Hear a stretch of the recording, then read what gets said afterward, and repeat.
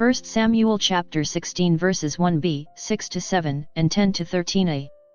David is anointed as king of Israel. The Lord said to Samuel, "Fill your horn with oil, and be on your way. I am sending you to Jesse of Bethlehem, for I have chosen my king from among his sons." As Jesse and his sons came to the sacrifice, Samuel looked at Eliab and thought, "Surely the Lord's anointed is here before him."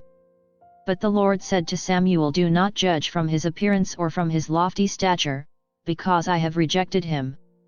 Not as man sees does God see, because man sees the appearance but the Lord looks into the heart." In the same way Jesse presented 7 sons before Samuel, but Samuel said to Jesse, "The Lord has not chosen any one of these."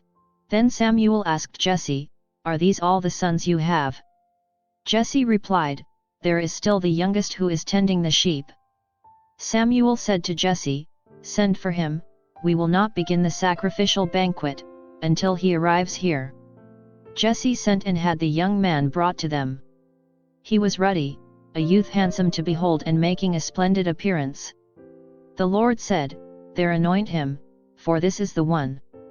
Then Samuel, with the horn of oil in hand, anointed David in the presence of his brothers, and from that day on, the Spirit of the Lord rushed upon David. Pride rises before the fall.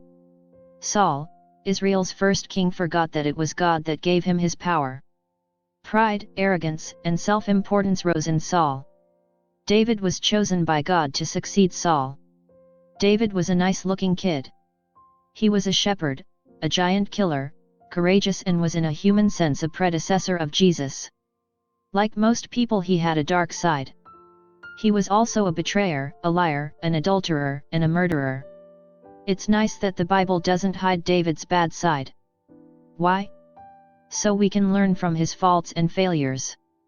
In Acts chapter 13:22 God commends him by saying, "I have found David, son of Jesse, a man after my own heart." You might wonder why David was anointed in secret and long before Saul's death. It was because God was using Saul as David's show and tell of kingship. Saul was not the most excellent example of a king, but even his failures provided David with examples of what not to do.